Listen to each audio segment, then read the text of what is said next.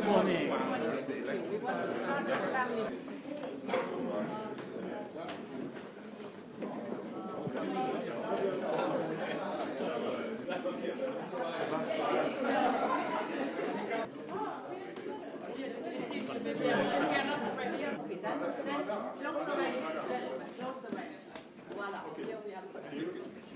The European Commission understands the danger on the steel industry in general. And they are now trying to collect the different opinions from the different stakeholders of our industry. I think everybody left a message also to the President, Mrs. von der Leyen.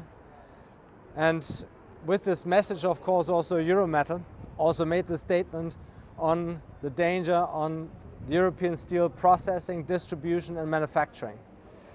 And I think it was very important for them, for all the commissioners and for the President to hear our opinion, because affected is the complete supply chain and this needs to be taken into consideration. I think we left the first mark and the first statement that is hopefully leading to further remarks and a discussion with the industry to finally improve also the frame conditions of our industry and of course of distribution, and finally also acknowledging the end using industry in our territories in the EU.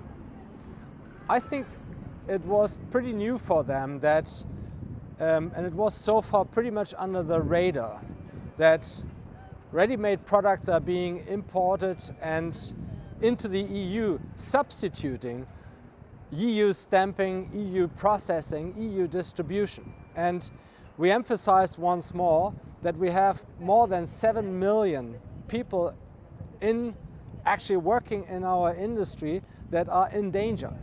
So I think we set a pretty good mark today that this has to be taken into consideration, that this is a topic we need to discuss.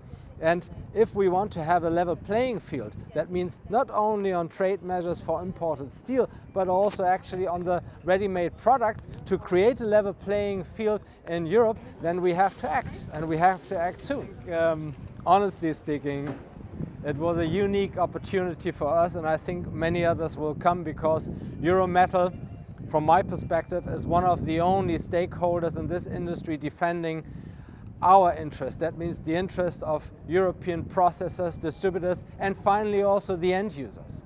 So we made this emphasis and we said we need to discuss it, and we want to have an active role in this discussion.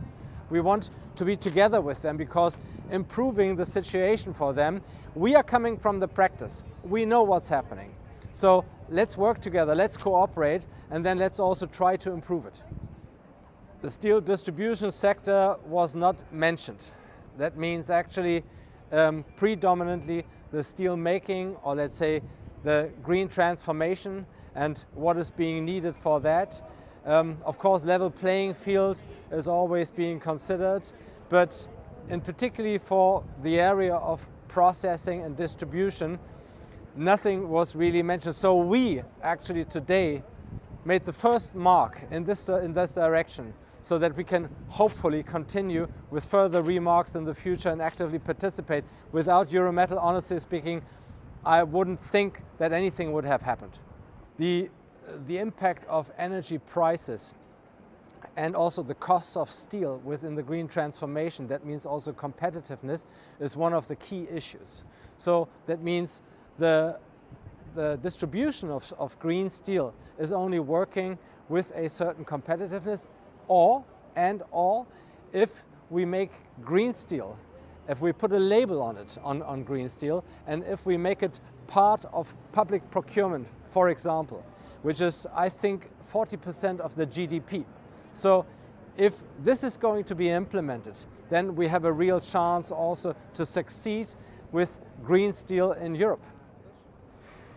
The EU has, last week they came out with the first proposal of simplification. That means creating a better scenario, better framework for the European steel industry in general, and also steel distribution, of course, to shrink the regulatory burden on the players. So I think it's a first step, and I think also this needs to be rediscussed. I think we need to cooperate more with them, and they also demand, and that's what I consider extremely positive, they need our voices, they need our opinions, and they also need our practical experience to implement this into their work and into their regulatory affairs.